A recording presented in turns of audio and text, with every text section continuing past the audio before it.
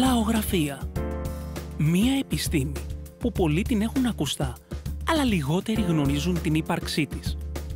Ένας κοινός και αποδεκτός ορισμός της λαογραφίας θα λέγαμε ότι είναι η επιστήμη που μελετά το λαϊκό πολιτισμό. Τους πολιτισμούς αναμφίβολα έφερε πολύ κοντά ο Γουλιέλμο Μαρκόνι. Ο Μαρκόνι ήταν Ιταλός εφευρέτης των ραδιοκυμάτων σε μεγάλη απόσταση, δηλαδή ήταν εφευρέτης του ραδιοφώνου. Μάλιστα, το 1909 μοιράστηκε με τον Μπράουν το βραβείο Νόμπελ Φυσικής για τη συμβολή τους στην ανάπτυξη και καθιέρωση της ασύρματης τηλεγραφίας. Ένα άλλο μέσο που πήρε τεράστιες διαστάσεις εκείνη την εποχή, αλλά μέχρι και σήμερα, είναι ο ραδιοερασιτεχνισμός. Τι είναι όμως ο ραδιοερασιτεχνισμός? Ο ραδιοερασιτεχνισμός, κατά εμένα, έτσι όπως το είδα, το βίωσα και το βιώνω μέχρι τώρα, είναι το πρώτο και για μεγάλο διάστημα το μεγαλύτερο κοινωνικό δίκτυο. Ήταν για πάρα πολύ καιρό, πολύ πριν εμφανιστεί το Facebook, τα Twitter και τα υπόλοιπα κοινωνικά δίκτυα. Ο ραδιοερασιτεχνισμός ήταν ένα τεράστιο κοινωνικό δίκτυο. Με ποια έννοια? Ότι έμπαινε σε ένα χώρο, στον οποίο χώρο πολύ γρήγορα έκανες πολλούς φίλους, με τους οποίους δεν ήταν απαραίτητο να γνωριστείς διαζώσεις, τους έβρισκες μέσω του κοινού χόμπι που ήταν η επικοινωνία και η επικοινωνία με δικά σου μέσα, με μέσα τα οποία τα είχες στήσει εσύ, είχες διαβάσει, είχες εκπαιδευτεί πολύ πριν, είχες δοκιμάσει άπειρες ώρες και στο τέλος κατάφερες να πας πολύ μακριά και να βρεις και να κάνεις φίλους σε όλα τα σημεία του πλανήτη.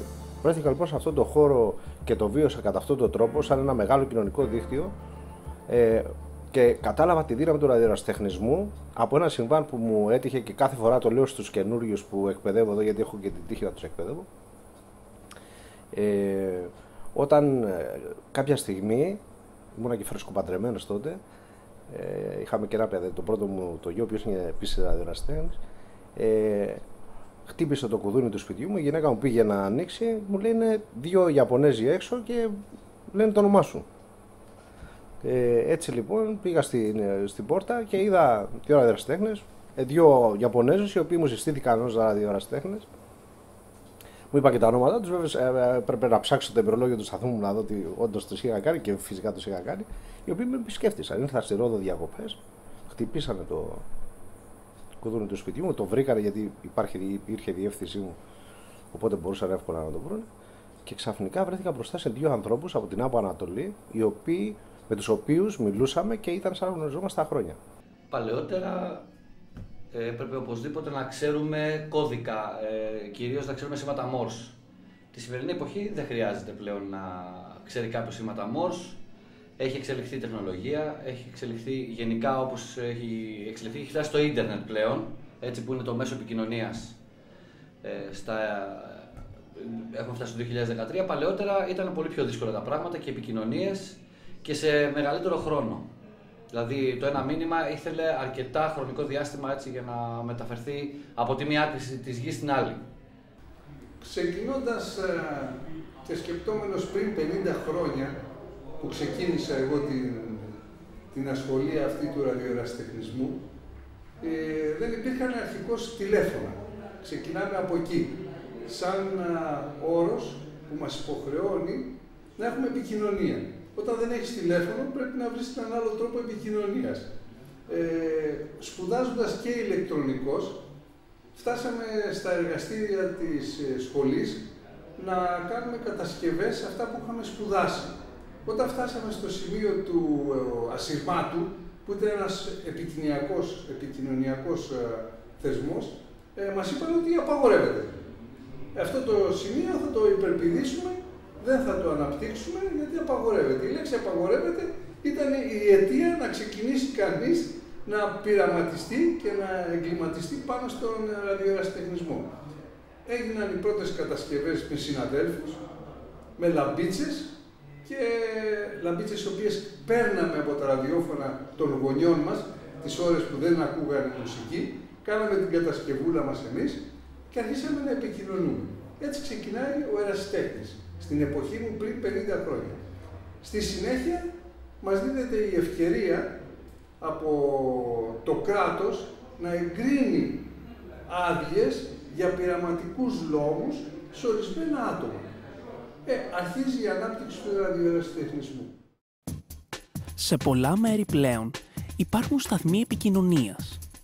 Ο σταθμός επικοινωνίας αποτελείται συνήθως από ένα μηχάνημα βάσης, το οποίο μας επιτρέπει να ταξιδεύει η ομιλία μας σε όλο τον πλανήτη.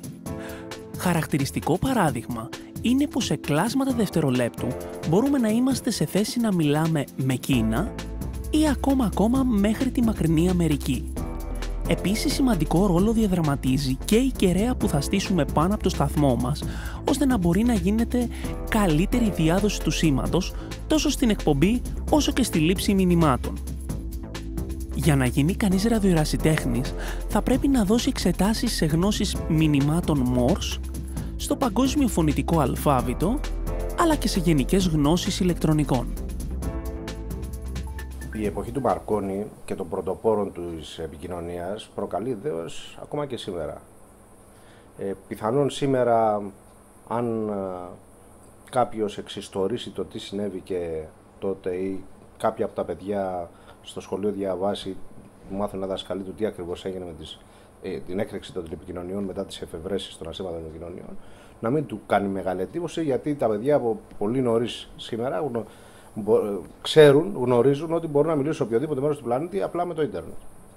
Πιθανόν λοιπόν στους νεότερους ανθρώπους να μην προκαλεί τόσο μεγάλο δέος. Για μας όμως που είμαστε ερασιτέχνες και η ομορφιά της ελληνικής λέξης ερασιτέχνης, η οποία είναι σύνθετη εραστής της τέχνης, γιατί η επικοινωνία είναι μια τέχνη, μην το ξεχνάμε αυτό. Ακόμα και σε εμάς λοιπόν σήμερα προκαλεί δέος.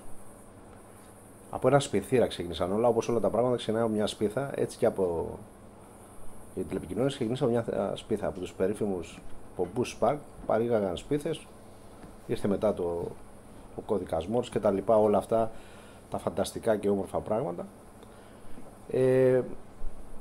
Μια αλληλουχία απίθανων πραγμάτων, να φανταστούμε ότι οι μπάντες των βραχαίων, ας πούμε, επειδή πολύ γρήγορα δοκιμάστηκαν και είδαν ότι δεν είχαν καμία χρησιμότητα, γιατί απλά στα 20 μέτρα φερρυπίν δεν μπορούσε να μιλήσει κανείς σε μια απόσταση 60-70 χιλιόμετρων, άρα τη θεώρησαν άχρηστη και την έδωσαν για πειραματισμό σε αυτούς που άρχισαν να αποκτούν τη τρέλα των επικοινωνιών.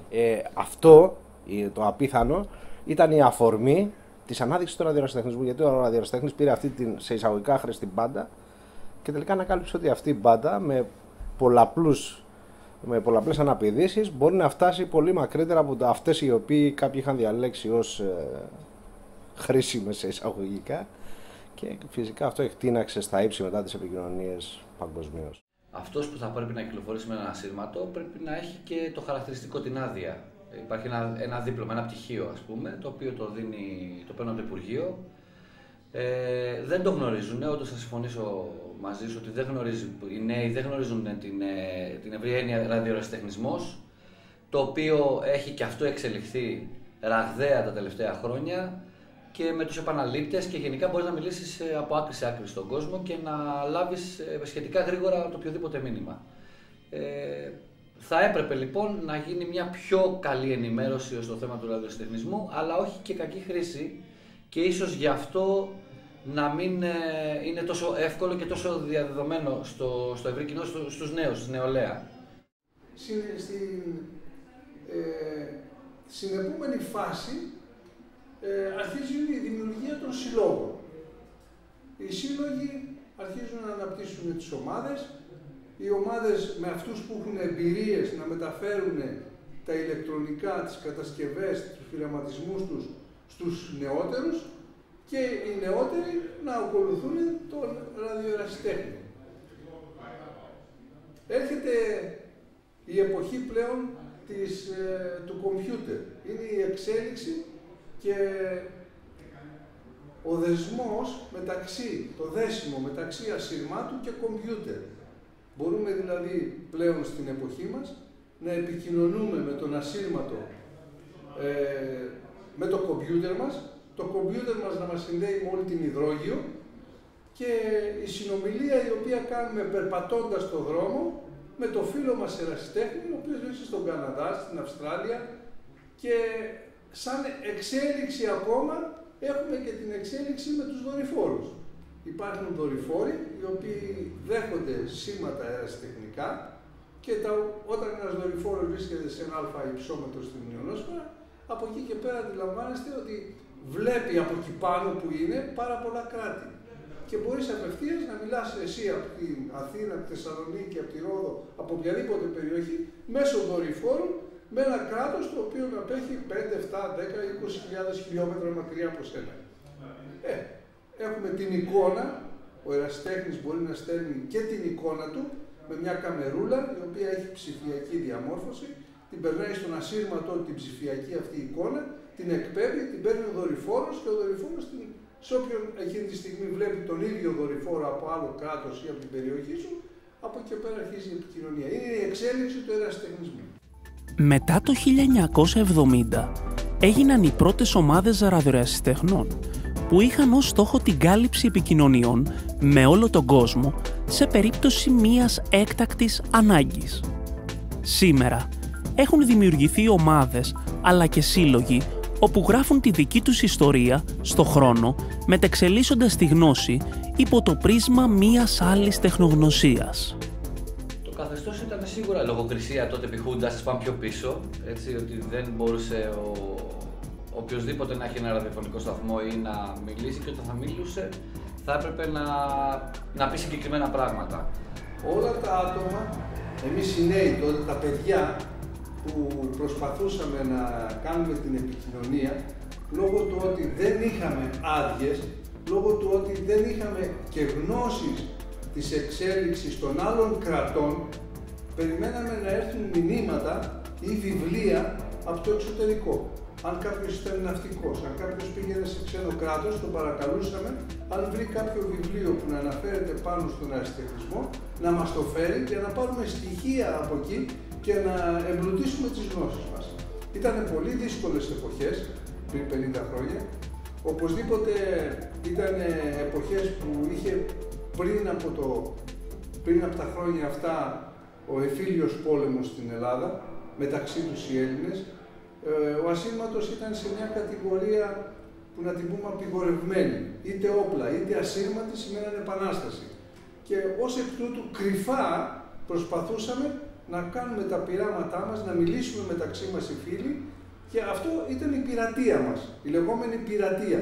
Μας λέγανε πειρατές επειδή δεν είμαστε επίσημοι. Και κρυφά βγαίναμε, ή τα μεσάνυχτα ή τα ξημερώματα, βάζαμε το ξυπνητήρι να μας ξυπνήσει στις 4 η ώρα που οι άλλοι κοιμόσατε, να μιλήσουμε μέχρι τις 5 με το φίλο μας, να δούμε την επιτυχία της κατασκευής μας. Οπωσδήποτε ο στόχος ήταν να δημιουργήσουμε τα κυκλώματα, να δημιουργήσουμε την παρέα για να έχουμε την επικοινωνία. Άτομα τα οποία επιδιώκουν τις κοινωνικές σχέσεις είναι ένα βοήθημα ώστε να γνωρίσουν πάρα πολύ κόσμο, να έρθουν σε επαφή με πολύ κόσμο, να δημιουργήσουν ένα κύκλωμα. Έτσι λοιπόν, ο μόνος στόχος είναι να τους μεταφέρει τις τεχνικές τους γνώσεις για να μπορέσουν και αυτοί να μπουν στο πνεύμα του ερασιτεχνισμού. Ο ερασιτεχνισμός εξελίχθηκε κατά την εποχή της δικτατορίας. Μέχρι τότε υπήρξε ένας σύλλογος, ο οποίος αποτελείται από δυνάμεις περισσότερο στρατιωτικές και είχαν τη δυνατότητα να παίρνουν άδειες. Οι πολίτες ήταν πολύ δύσκολο. Κατά τη δικτατορία υπήρξε ένα άτομο, ο Κώστας Ψιλογιάννης λεγότανε, ο οποίος είχε κάποια γνωριμία προς το επιτελείο, προς το στρατιωτικό μέρος, και πήγε και τους είπε ότι ενώ υπάρχουν πολλοί ενδιαφερόμενοι να πάρουν άδεια, δεν τους χορηγεί ο παλιός αυτός σύλλογος ο οποίος είχε ιδρυθεί. Τότε οι ηγέτες εκτίμησαν αυτό, ότι θα έπρεπε να εξαπλωθεί αυτό το χόμπι, αφού προβάλλει την Ελλάδα, αφού αναπτύξει τις σχέσεις, βέβαια πάντα ελεγχόμενο, και επέτρεψε να δημιουργηθούν και άλλοι σύλλογοι. Από τη στιγμή λοιπόν που επέτρεψε σε όλη την Ελλάδα να γίνουν σύλλογοι, ο δεύτερος σύλλογος της Αθήνας ήταν του Ντίνου του Ψιλογιάννη, όπως τον λέγανε, και στη συνέχεια η Θεσσαλονίκη, η Πάτρα και όλη η Ελλάδα, και έγινε η εξάπλωση του ερασιτεχνισμού. Ο ραδιοερασιτεχνισμός καταγράφεται καταγράφει τη δική του ιστορία από τις πρώιμες εποχές, όπως είπαμε πριν, με το Μαρκόνι και τους πρωτοπόρους, μέχρι σήμερα.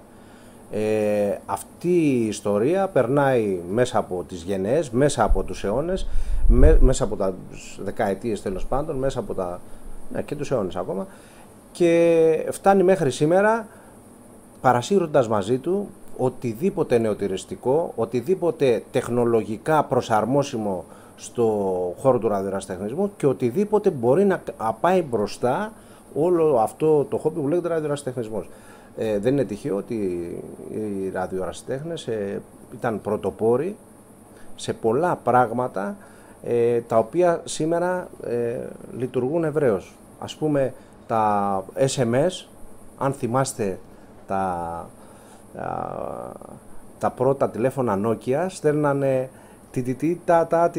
σε κώδικα Morse το SMS. Λίγοι το ξέρανε, ή το Connecting People το στέλνανε ολόκληρο σε Morse. Λοιπόν, έχει δημιουργηθεί πολύ πιο νωρίς από την δημιουργία SMS στα κινητά, μεταφορά σύντομων μηνυμάτων, γραπτών μηνυμάτων μέσα από ραδιοερασιτεχνικά συστήματα, χρησιμοποιώντας, ας πούμε, το Packet Radio ή το APRS, που προηγήθηκε κατά πολύ της κινητής τηλεφωνίας και το οποίο προσαρμόστηκε ακόμα και λυπάμαι βέβαια που το λέω αυτό, ακόμα και για τις στρατιωτικές χρήσεις. Δούλεψε κόσμος αυτό, μεταχειρίστηκε τους τρόπους αυτούς κόσμος όπως οι ραδιοερασιτέχνες, οι οποίοι είναι και πολυπληθείς αλλά και άνθρωποι οι οποίοι έχουν ενδιαφέρον τεχνολογικό πάνω σε αυτό, και το πήγαν παραπέρα. Φυσικά δεν θα μπορούσε να ξεφύγει από την εμπορική χρήση και γι' αυτό είμαστε μέχρι εδώ.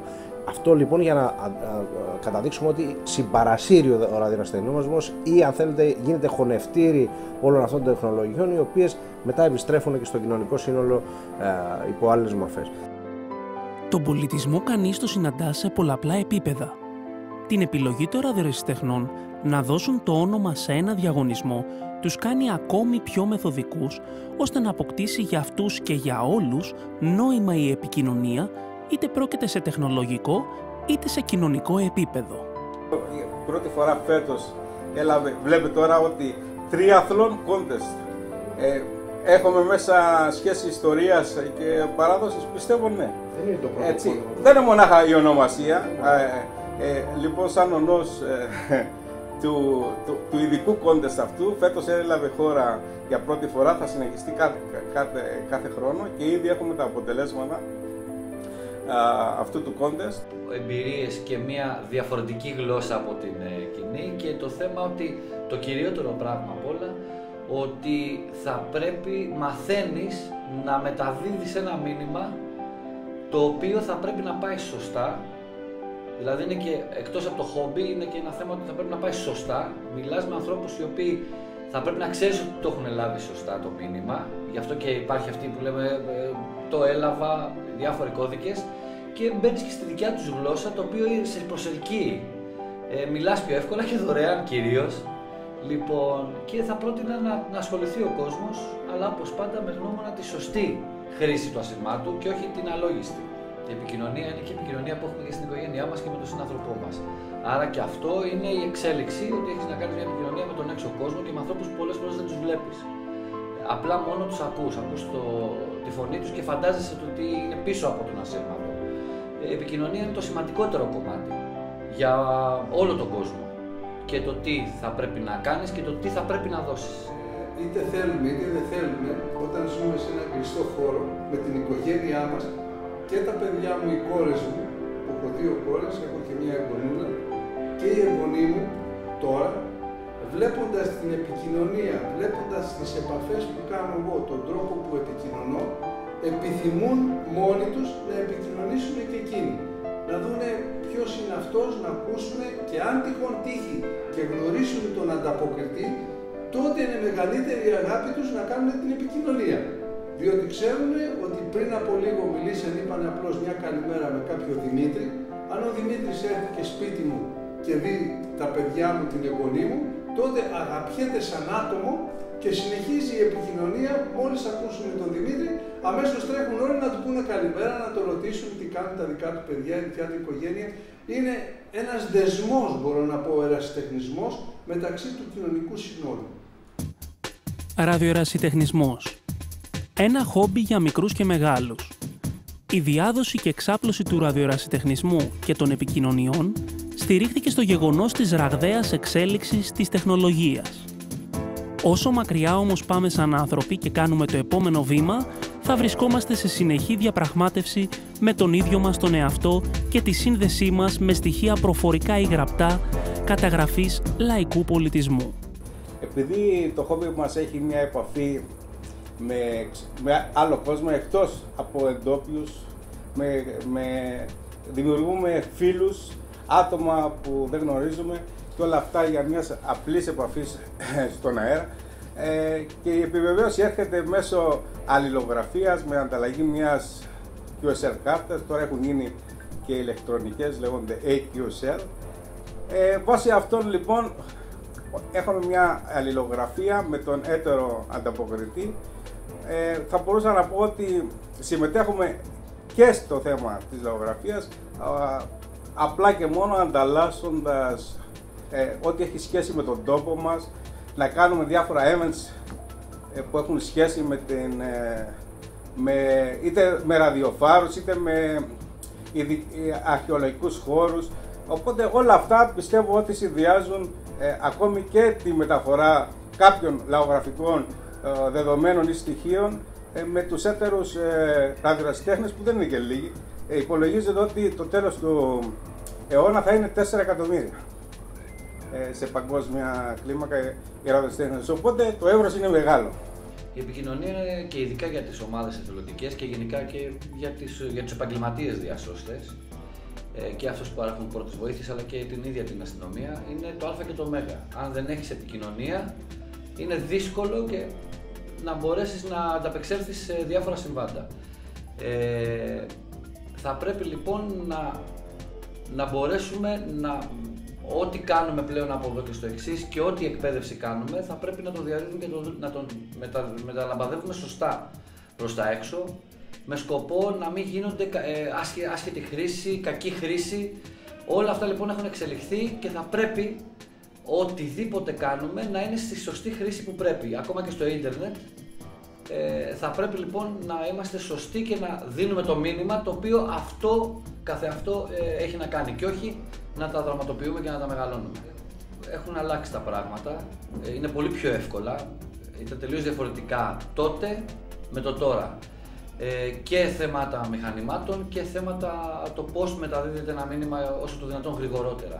Όταν διεξαχθεί ένα QSO, μια επαφή δηλαδή μεταξύ δύο ανταποκριτών, ανταλλάσσονται τα χαρακτηριστικά μας, τεχνικής φύσης πληροφορίες όπως το πώς ακούμε ή το πώς μας ακούει, τι μηχανήματα χρησιμοποιούμε, τι κεραίες, τα ονόματά μας φυσικά, τη θέση του σταθμού μας, μερικά λόγια για το μέρος από το οποίο βγαίνουμε, η αμηχανία του τι καιρό κάνει σήμερα, καμιά φορά μεταξύ ανθρώπων που συναντιόνται πρώτη φορά λειτουργεί και έτσι καμιά φορά, όχι καμιά φορά, πολλές φορές κανείς θα ακούσει weather reports από τη μια πλευρά στην άλλη, πράγμα που τουλάχιστον εμάς μας διαφημίζει γιατί έχουμε πολύ καλό καιρό. Και μετά έρχεται η κάρτα. Η κάρτα ουσιαστικά επιβεβαιώνει την επαφή που έγινε. Η κάρτα για να μπορέσει να πει κανείς, να οριστικοποιήσει το QSO, πρέπει να ανταλλαχθεί, να σταλεί και στους δύο ανταποκριτές και να επιβεβαιώσει ο καθής ότι την τάδε ώρα, την τάδε μέρα, την τάδε χρονολογία, σε αυτή την μπάντα, με αυτές τις συνθήκες, με αυτά τα σήματα έγινε αυτή η επαφή. Η κάρτα λοιπόν τώρα έρχεται και περιέχει πολλές πληροφορίες. Έχει όλες τις πληροφορίες που ανάφερα πριν, όμως εδώ μπαίνει και το ιστορικό και το πολιτισμικό, διαδραστικό πολιτισμικό κομμάτι που συνδέει τους ραδιοερασιτέχνες. Φανταστείτε ότι μέσα στις κάρτες που κατά καιρούς έχω πάρει πάρει από την Ιαπωνία κάρτες οι οποίες έχουν τα περίφημα χαρτάκια της τύχης. Είναι τα χαρτιά που καλύπτουν τους τοίχους στα σπίτια τα Ιαπωνέζικα, τα πατροπαράδοτα, τα οποία είναι φτιαγμένα στο χέρι από ριζόχαρτο και είναι ζωγραφισμένα επίσης στο χέρι, είτε με ιδεογράμματα είτε με γεωμετρικά σχήματα.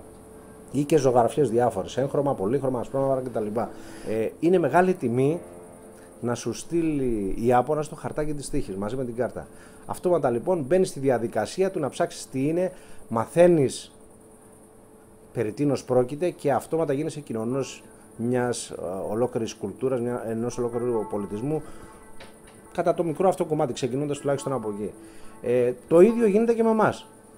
Πολλοί κόσμος, ραδιορασιτέχνες, όταν πήραν την κάρτα μας και είδαν πάνω το κολοσσό της Ρόδου, αμέσως θυμήθηκαν ότι αυτό ένα από τα 7 θαύματα του αρχαίου κόσμου υπήρχε στη Ρόδο. Το είχαν ξεχασμένο μέχρι τότε ή το έμαθαν τότε. Επίσης είναι μια πρώτης τάξης διαφήμιση για τον τόπο μας. Πολλοί κόσμος έχει αγαπήσει τη Ρόδο, την οποία επισκέφτηκε επειδή έμαθε ότι είναι ένα μέρος το οποίο είναι προστατευόμενο από το Θεό του ήλιου, τον Απόλλωνα, και ένα μέρος στο οποίο η ηλιοφάνεια είναι 350 ημέρες το χρόνο. Ακόμα και αν προχωρήσουμε σε μεγάλες τεχνολογικές καινοτομίες και ανακαλύψεις, αν φτάσουμε να μιλάμε ποτέ με πομπούς φωτονίων ή δεν ξέρω τι άλλο, ή αν καταφέρουμε ποτέ να έχουμε ταχύτητα τεράστιων τεραμπίτ στο σπίτι μας, ο ραδιοερασιτεχνισμός θα είναι εκεί. Τα απλά λιτά μέσα που μπορούν να σε βάλουν και να σε στείλουν στα πέρατα του κόσμου, όπως το Morse που ακούτε μόλις τώρα από κάποιο αναμεταδότη μας, θα είναι εκεί και θα υπάρχει. Φανταστείτε, και το λέω και αυτό στους καινούργιους, ότι πολλοί μου λένε καλά, ήρθαμε εδώ, θέλουμε να γίνουμε ραδιοστέχνες και ξαφνικά μαθαίνουμε ότι ακόμα χρησιμοποιείται το Morse. Μα δεν το σταματήσανε πριν χρόνια που είπαν ότι σταματάνε όλες οι εκπομπές με κώδικα Morse? Φυσικά, σταμάτησαν οι εκπομπές εμπορικές. Φανταστείτε ότι για να πάει παλιά ο παππούς μου από εδώ μέχρι τη Σύνη απέναντι, έπρεπε να κοπηλατήσει σκληρά μαζί με άλλους 10-15 ανθρώπους για πάρα πολλή ώρα για να φτάσουν απέναντι. Σήμερα δεν χρειάζεται να το κάνει κανείς, όμως η κοπηλασία είναι ολυμπιακό αθλητισμό. Από την εποχή του Μαρκόνι μέχρι τους πειραματισμούς και από τους ραδιοπειρατές μέχρι τους ραδιοερασιτέχνες, αναμφίβολα βρισκόμαστε στο μετέχμιο μίας αλλαγής. Οι εποχές αλλάζουν, όπως και οι άνθρωποι. Δεν μένει παρά να δούμε στο μέλλον πώς το πέρασμα των χρόνων, των αιώνων, μετουσιώθηκε η γνώση, οι εμπειρίες και οι θεσμοί από γενιά σε γενιά.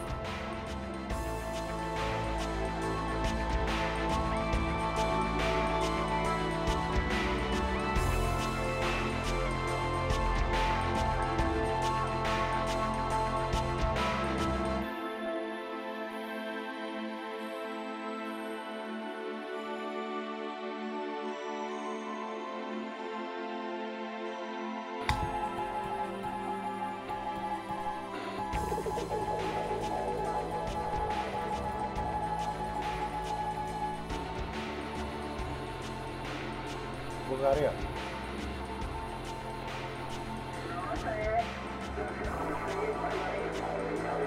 Romeo Delta Sugar, Radio Delta Sugar.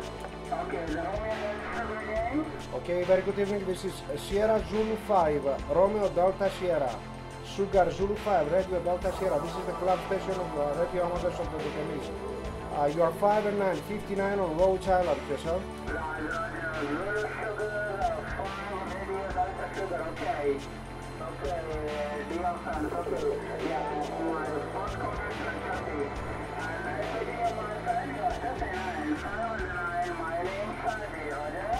Okay, Sadi, QSL on data. Please correct my call sign is Sierra Zulu 5, Romeo Delta Sugar. Sugar Zulu 5, Radio Delta Sugar. The name here is Mike. Mexico, India, Kilo Echo. QSL, Santi.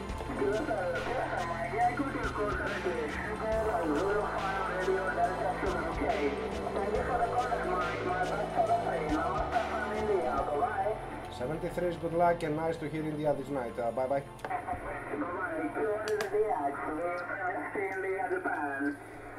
India.